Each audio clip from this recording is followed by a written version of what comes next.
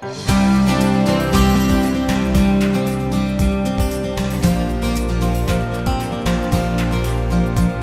evening, Donna. We're back here outside the south side of the New Balance store, where you're actually setting your book out here, and you did premiered it this past weekend at the book market in Atlantic Beach. And that's right. We tried to interview there. We had a little snafu. But we're back tonight to finish the interview. It does. And we're back tonight to finish the interview.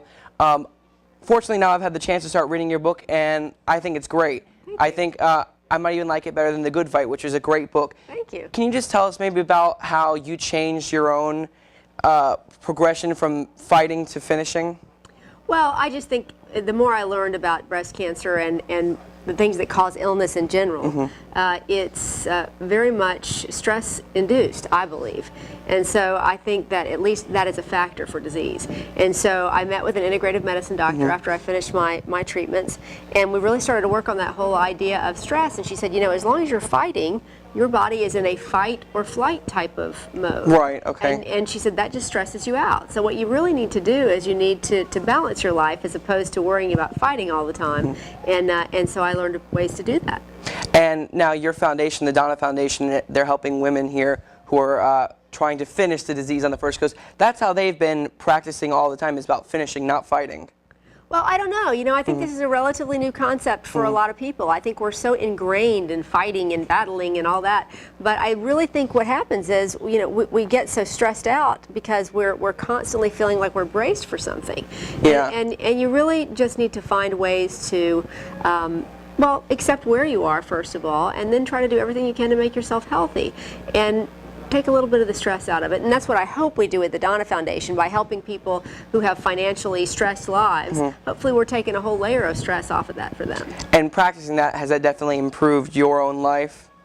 Oh my gosh, yes, absolutely. I meditate every day. I have changed my diet dramatically. I don't do gluten, I don't do dairy in my diet anymore. I do a lot of greens.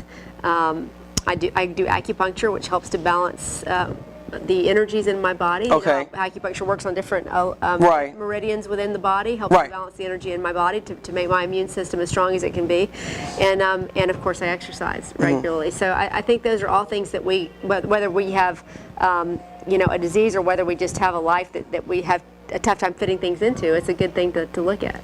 And basically, I mean, throughout the book, through Rose-Colored Glasses, is that the message you're trying to get out there to survivors and even just people reading the book to live their life that way? Absolutely. I mean, you know, you're only going to get back what you put out there. And if you choose to see things in a loving way, if you choose to see things in a positive way, then that's what you're going to get back in your life. It does not help to be negative and to be to constantly worry about what happened yesterday or what might happen tomorrow.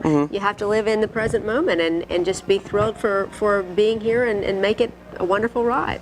Yeah, and I know you changed the name of the marathon from the fight to fighting breast cancer to finishing breast cancer. That's the whole point of the race.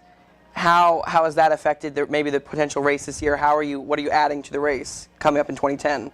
Well, we're adding a lot of things to the race, and I hope people grab onto the message because I do think it's an important message. But we're adding a relay event so that we can get more people involved. That'll be a 5-person team with the first 4 people running 5 miles and the last person running a 10K, which is 6.2. Okay. We're adding a family fun run the day before the race, which will be a great way for everybody to get involved, and some other events leading up to the race. We've got the Players 5K with Donna, which is something that we announced today. That's gonna happen at the Players Championship course. Okay. Which will be really fun. That's yeah, it seems like it will be. November. Yeah. And then we also have a bike 26.2 with Donna, which will be in November also, where people who like to bike but not necessarily into running can help with the cause as well. And I heard that will be Nocatee, correct? Nocatee, very good. Yeah, and you can find it all on breastcancermarathon.com, right? That's correct. Okay.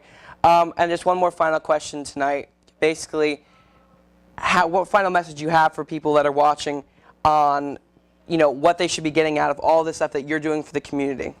Well, obviously, I hope it helps. But what I would say to anybody is you know, as I said, go out, look at things on the positive, live your life in a positive way, do what you can for others. That's really what it's all about. You realize once you get into philanthropy that really is the best thing you could ever do for yourself, because everything you put out there, you get back tenfold.